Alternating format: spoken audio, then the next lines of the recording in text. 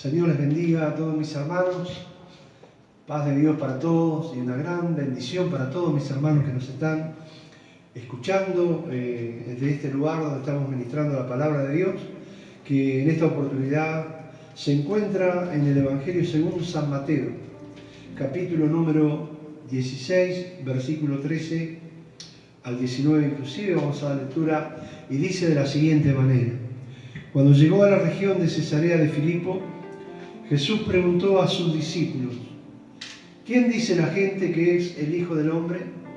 Le respondieron: unos dicen que es Juan el Bautista, otros que Elías y otros que Jeremías o alguno de los profetas. ¿Y ustedes, quién dicen que soy yo? Tú eres el Cristo, el Hijo del Dios viviente, afirmó Simón Pedro. Dichoso tú, Simón, hijo de Jonás, le dijo Jesús, porque eso no te lo reveló ningún mortal, sino mi Padre que está en el cielo. Yo te digo que tú eres Pedro, y sobre esta piedra edificaré mi iglesia, y las puertas del reino de la muerte no prevalecerán contra ella. Te daré las llaves del reino de los cielos. Todo lo que ates en la tierra quedará atado en el cielo, y todo lo que desates en la tierra quedará desatado en el cielo. En esta palabra encontramos una declaración tan importante que tendría que estar en cada una de nuestras vidas. Esta declaración se hace allí en este lugar de Cesarea de Filipos, un lugar donde tiene una historia, ¿no? Cesarea de Filipos tiene una historia, tiene un antes y un después. Un antes de la aparición de nuestro Señor Jesucristo y aún después de la ascensión de nuestro Señor Jesucristo. Han ocurrido cosas extraordinarias allí en Cesarea de Filipos. Era un lugar donde había muchos templos. Después de que Pablo comenzó a predicar, allí se formaron iglesias, grupos, ¿no?, de cristianos. Pero no es lo que vamos a basar el tema, sino queremos hablar de lo que Jesús le pregunta cuando llega a esa región de Cesarea de Filipo. Le pregunta a sus discípulos que le acompañaban y le dice: ¿qué dice la gente que es el Hijo del Hombre? Y allí encontramos una variedad de respuestas de lo que la gente dice acerca de Jesús. Y de esta pregunta han pasado 2 milenios, más de 2 milenios, porque hoy nosotros, si también salimos a la calle y hacemos una encuesta acerca de esta pregunta, tendríamos un sinnúmero de respuestas acerca de lo que la gente piensa acerca de Jesús. Y Jesús le preguntaba a sus discípulos y allí le respondieron: unos dicen que eres Juan el Bautista, porque Juan ya había sido muerto. Juan era aquel que aparejó el camino al Señor, el que predicaba y bautizaba en las aguas del Jordán. Pero allí como que la gente decía que era Juan por lo que él hacía, por lo que él allí enseñaba, la verdad, a las personas, a las multitudes. Otros decían que era Elías, porque muchos conocían el testimonio de aquel gran profeta de fuego, aquel gran profeta que hizo grandes señales, aún hizo descender fuego del cielo, como relata allí en el primer libro de Reyes, en el capítulo número 18. Ahí encontramos un relato cuando él convoca a los falsos profetas y los provoca a que hagan su altar, y él hizo su altar. Y el relato dice que cuando llegó la hora de ofrecer el sacrificio, él clamó a Dios, al Dios de Abraham, de Isaac, de Jacob, y le pidió que respondiera por fuego. Por eso la gente allí lo declaraba como Elías, porque grandes señales hacía el Señor, grandes señales. Allí en San Juan capítulo 12, verso 37, dice que él hacía tremendas señales para que la gente pudiera creer en él, pudiera creer que él era el Mesías. Y allí respondieron entonces que podía ser también, podía ser Elías.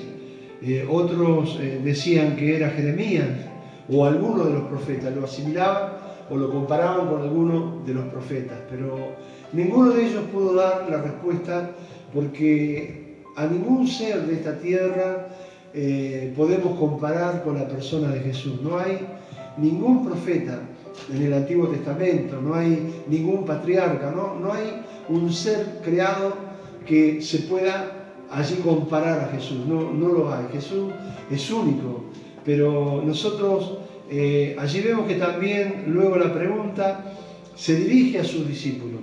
Dice allí en el versículo 15, ¿y ustedes quién dicen que soy yo? Les pregunta Jesús ahora a sus seguidores, a sus discípulos. Y nadie contestaba, porque esta pregunta nunca se imaginaron que Jesús se la iba a hacer directamente a ellos. Ellos andaban y convivían con el Señor, veían las señales, veían los prodigios que hacía, milagros extraordinarios, y Jesús les pregunta a ellos, ¿y ustedes qué dicen? ¿Qué dice que soy yo?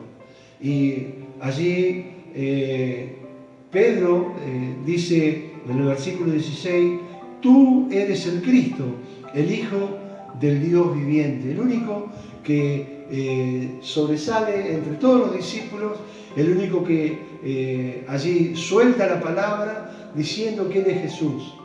Los demás ninguno pudo decir quién era Jesús, pero Pedro allí lo dijo, lo declaró, y le dijo, tú eres el Cristo, el Hijo del Dios viviente, afirmó Simón Pedro. Entonces Jesús le dice, dichoso tú, Simón, hijo de Jonás. En otra versión de la Biblia dice, bienaventurado eres Pedro, hijo de Jonás. Pero, sin embargo, en esta versión más nueva dice, dichoso tú, Simón, hijo de Jonás. Le dijo, porque eso no te lo reveló ningún mortal, ningún hombre, sino mi Padre que está en el cielo. Y yo te digo que tú eres Pedro, le dijo Jesús, y sobre esta piedra edificaré mi iglesia, y las puertas del reino de la muerte no prevalecerán contra ella. Te daré las llaves, le dijo, del reino de los cielos, y todo lo que ates en la tierra quedará atado en el cielo, y todo lo que desates en la tierra quedará desatado en el cielo.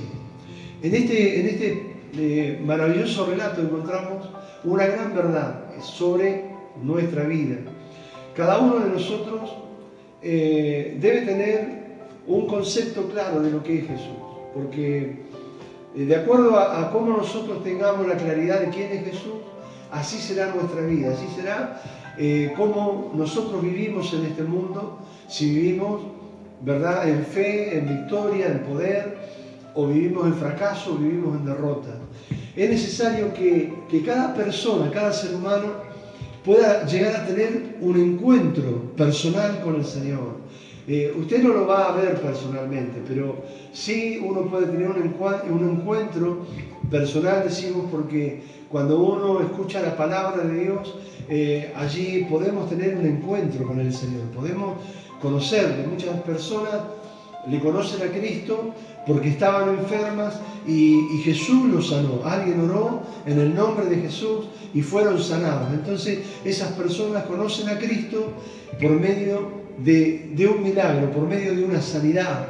Otras personas tal vez vienen al Evangelio a través de una atadura espiritual y son libres cuando escuchan la palabra o cuando el ministro ora por ellos. Entonces conocen a Jesús como el libertador de su vida, del cual estaban atados, estaban prisioneros, estaban encadenados a algún vicio, alguna adicción, y son libres. Entonces lo conocen a Jesús como su libertador. Tienen el concepto de, para mí Jesús es un libertador, porque yo estaba atado, estaba encadenado a una adicción, a un vicio, y se rompieron esas cadenas y fui libre por medio de Jesucristo. Entonces para mí Jesús es mi libertador.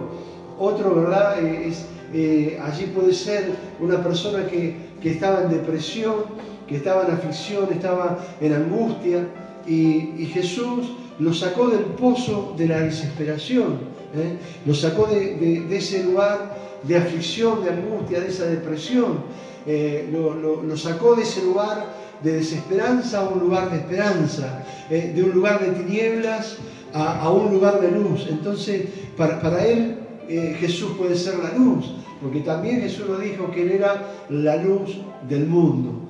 Entonces, cada persona, cada hombre, cada mujer debe tener un concepto muy preciso y muy claro de quién es Jesús. Hoy el mundo está como está porque no sabe quién es Jesús. Hoy vivimos lo que estamos viviendo en todo el mundo a causa de que millones de personas no saben quién es Jesús. Allí no han tenido una experiencia, no han podido conocerlo, no han podido experimentar su gloria, su poder, no han podido tener una experiencia personal con Él. Y qué importante es poder tener una experiencia con el Señor. Allí Pedro fue el único que se animó a decir, ¿verdad? Tú eres el Cristo, el Hijo del Dios viviente. Pero hay algo que le dice Jesús a Pedro. Eres allí, en una versión, como le dije, bienaventurado. Y en esta versión le dice, tú, Pedro, eres dichoso, porque no te lo reveló un mortal, un ser humano como él, sino que se lo había revelado por el Espíritu.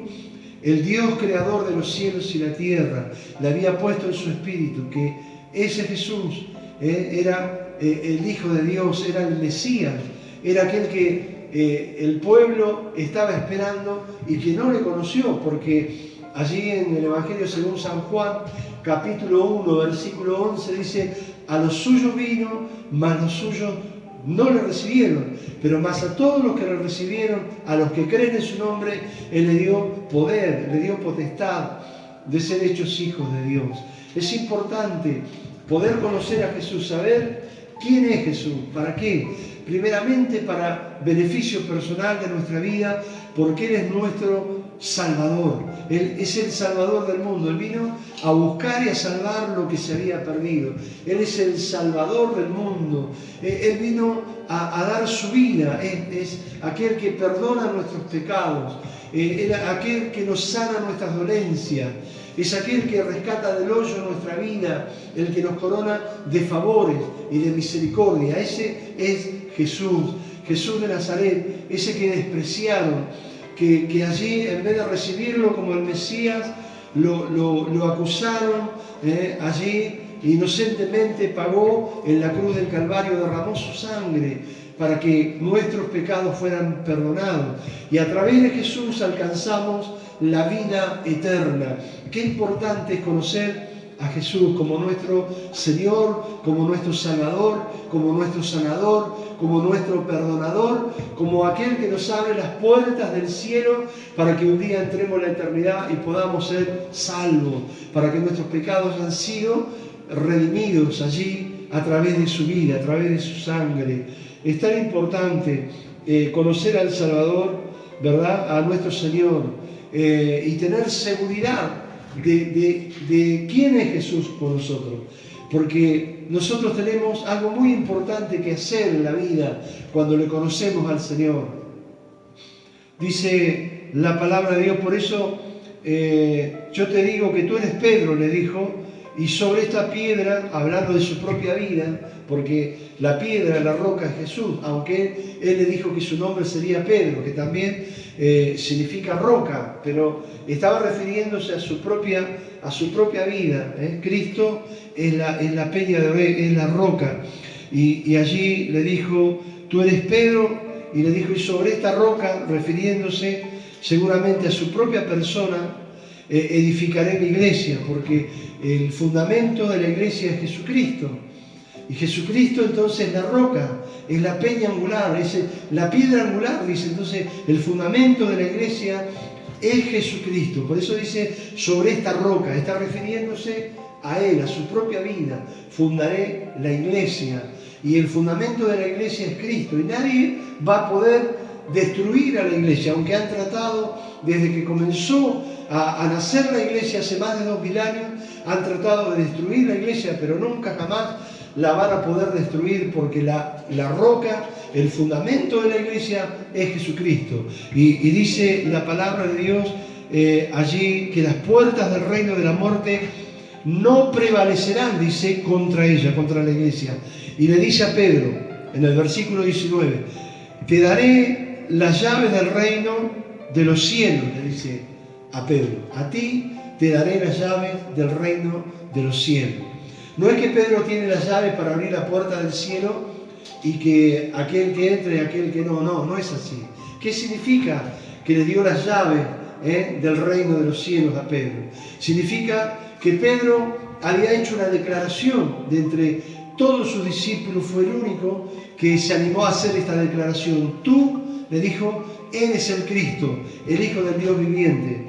Entonces, allí como una declaración tan tremenda que hizo Pedro, ahora esa declaración se tiene que cumplir en el tiempo preciso cuando Pedro, ¿verdad?, es revestido con el poder del Espíritu Santo, según allí habla el libro de los Hechos, en el capítulo 2, y Pedro, allí después que Cristo ha muerto en la cruz, ha resucitado, se ha manifestado después de la resurrección allí por 40 días, y luego asciende a los cielos, según el relato del libro de los Hechos, capítulo 1, y allí viene el Espíritu Santo, que le da la investidura a todos aquellos que estaban en el aposento alto.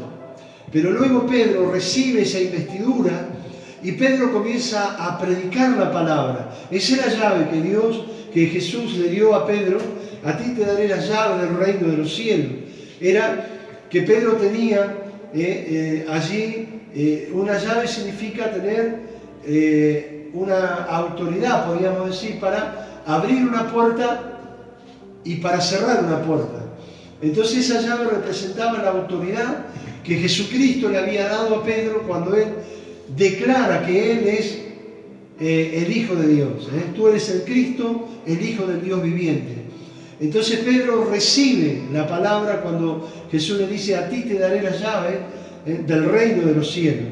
Esa llave era la autoridad que venía sobre él para predicar el Evangelio, y Pedro soltó el primer mensaje de Jesucristo, de un Cristo que había resucitado entre los muertos, que ellos lo habían crucificado, y allí dice que más de 3.000 personas se compungieron de corazón y decían, varones hermanos, ¿qué haremos ahora? Y Pedro le decía, arrepentíos y convertidos para que sean borrados vuestros pecados y puedan recibir el don del Espíritu Santo. Esa era la llave que le daba Jesús a Pedro para que abriera las puertas de salvación a través del mensaje del Evangelio de un Cristo que había resucitado, que había derramado su sangre en la cruz para limpiar y perdonar nuestros pecados. Entonces, esa era la llave que le entregaba a Jesús a Pedro para que abriera las puertas del mensaje del Evangelio de Jesucristo, del Cristo resucitado, que era el que comenzó a predicar y la gente se comenzó a arrepentir de sus pecados. Le dijo, a ti te daré las llaves del reino de los cielos, y le dijo, todo lo que ates en la tierra, le dijo, quedará atado en el cielo. Quiero que usted me entienda, que cuando le dice esta palabra, es que cuando Pedro dejara de predicar, nadie podía entrar en la salvación, porque el mensaje era para salvación de las almas. Entonces, eso es lo que nosotros como iglesia hoy tenemos que entender, que cuando Jesús da aquel imperativo a la iglesia en el capítulo 28 de San Mateo, por tanto, ir y hacer discípulos a todas las naciones, predicando el Evangelio y bautizando en el nombre del Padre, Hijo y Espíritu Santo. Es cuando nosotros abrimos la puerta de salvación a las vidas. Cuando predicamos el Evangelio, estamos abriendo la puerta de salvación para que millones de personas que escuchan la palabra entren al reino de los cielos y sus nombres estén inscritos en el libro de la vida. Pero cuando nosotros dejamos de predicar, se cierra la puerta. Por eso es tan importante, estimado hermano, usted que me está escuchando, usted que conoce ¿verdad?, la palabra de Dios que le hemos enseñado aquí en la iglesia. Es tan importante que usted predique la palabra, porque la palabra de Dios, ¿verdad?, que es para todos. Allí la gran comisión no fue para algunos, la gran comisión fue dada para todos, ¿verdad? Allí le dice en el capítulo 28, se acercó entonces Jesús a ellos y les dijo, capítulo 28, 18 de San Mateo, se me ha dado toda autoridad en el cielo y en la tierra, y le dice, por tanto, vayan y hagan discípulos a todas las naciones, bautizándolos en el nombre del Padre, del Hijo y del Espíritu Santo, enseñándoles a obedecer todo lo que les he mandado a ustedes, y les aseguro que estaré con ustedes todos los días hasta el fin del mundo. Por eso le dice, te daré las llaves del reino de los cielos, y todo lo que ates aquí en la tierra quedará atado en el cielo, y todo lo que desates en la tierra quedará desatado en los cielos. Está dando autoridad, la autoridad que uno tiene para poder presentar el mensaje de salvación. Cuando nosotros estamos predicando el mensaje de salvación, el mensaje de fe y de esperanza, un mensaje de arrepentimiento, un mensaje donde podemos reconciliarnos con el Señor, aquellos que se han alejado, un mensaje para aquellos que están ahí expectantes, allí como personas que por ahí se motivan en las cosas de Dios pero no se deciden. El Señor te dice, aquí yo estoy a las puertas y llamo, y si alguno oye mi voz y abre la puerta, entraré a él y cenaré con él y él conmigo. Es importante cuando uno está predicando el Evangelio y está llamando al arrepentimiento. Hay tantas personas que tienen que llegar al arrepentimiento, arrepentirse. Tal vez tienen raíces de amargura, tienen resentimiento, tiene odio, tiene rencor, y brotan esas raíces de amargura y contaminan todo en la familia, contaminan el matrimonio, contaminan a sus hijos, y hay odio, hay rencor en su vida. Y usted tiene que aprender a arrepentirse, a perdonar a aquel que le ha dañado, a aquel que lo ha herido, a aquel que lo ha lastimado, a aquel que lo ha ofendido. Usted tiene que perdonar, usted tiene que arrepentirse, no importa, él me hizo daño o no. Usted tiene que arrepentirse, pedirle perdón a Dios y perdonar a esa persona, no importa el daño que le haya hecho. Usted no puede guardar rencor en su vida, odio, resentimiento, porque usted no sabe, ni yo sé en qué hora nosotros vamos a partir, vamos a irnos de esta vida, y no nos podemos ir con un corazón lleno de odio, lleno de rencor, lleno de enojo. Tenemos que arrepentirnos, tenemos que pedirle perdón al Señor, que Él limpie nuestra mente, nuestro corazón y perdone nuestros pecados. Por eso predicamos la palabra. La palabra de la cruz es locura para los que se pierden, pero para nosotros dice que es poder de Dios. Por eso es tan importante, Dios nos ha dado las llaves, nos ha dado, ¿verdad?, la autoridad para abrir las puertas de salvación a las personas. Usted tiene que volverse a Dios. Si usted se ha alejado del Señor, vuélvase al Señor. Como el hijo pródigo, cuando se encontró en la provincia apartada, había malgastado todos los bienes de su padre, la herencia de su padre, y se encontró que estaba desnudo, hambriento, maloliente, y allí estaba hambriento y deseaba comer el alimento de los cerdos. Estaba cuidando cerdos, una deshonra tan tremenda para un hijo de un hacendado, estar en un lugar donde estaba dándole de comer a los cerdos, y él deseaba el alimento de los cerdos. Dice en San Lucas 15, pero en un momento dado reflexionó aquel hijo y dijo, me levantaré e iré a mi padre y le diré, Padre, he pecado contra el cielo y contra ti, y ya no soy digno de ser llamado tu hijo. Hazme como uno de tus jornaleros. Él sabía que en la casa del Padre había abundancia de pan. Entonces él no quería volver a ser aquel hijo que tenía todo. Quería ser un criado del Padre. Quería ser un siervo en la casa del Padre. Y cuando él se levanta y vuelve a la casa del Padre, se encuentra con la sorpresa de que el padre lo estaba esperando con los brazos abiertos. Y cuando lo vio de lejos, dice el relato del hijo pródigo que el padre corrió hacia él porque lo divisó a la distancia, que era su hijo, aunque venía harapiento, semidesnudo, descalzo, maloliente, venía allí totalmente desfigurado su apariencia, pero sin embargo el padre lo reconoció: este es mi hijo muerto era y ha revivido. Y él pidió, ¿verdad?, que a todos sus siervos que prepararan fiesta porque era su hijo, que se había vuelto a su hogar. Por eso es tan importante predicar el Evangelio. Tal vez, ¿cuántos pródigos habrá en este momento escuchándome que están lejos de la casa del Padre? Vuélvete, que Dios está con los brazos abiertos, está esperándote. Dice la parábola que Él le puso anillo en su mano reconociendo que era su hijo. Aunque a veces nos alejamos, nos apartamos, pero nunca dejamos de ser hijos de Dios. Justamente hoy, hace unas horas atrás, me encuentro allí en la calle con una persona que asistía a la iglesia hace muchos años y le digo: nunca te olvides que hay un Padre que te sigue reconociendo como hijo, y hay una iglesia que tiene las puertas abiertas. ¿Y sabe qué me dijo? Dijo: estoy esperando que pase todo esto porque quiero volver a mi casa. No sé cuántos habrán en este momento que están alejados de la casa de Dios, pero esta es la oportunidad. Así como Jesús le dio a Pedro las llaves del reino para que predique el Evangelio, así Él nos está dando la autoridad para que prediquemos este Evangelio de salvación, este Evangelio de poder, y te vuelvas al Señor. Él está con los brazos abiertos esperándote. Qué importante fue la declaración de Pedro, que dijo: tú eres el Cristo, el Hijo del Dios viviente. Qué importante cuando nosotros sabemos quién es Jesús y presentamos a las personas porque conocemos quién es Jesús. Hablamos de Él porque sabemos quién es Jesús.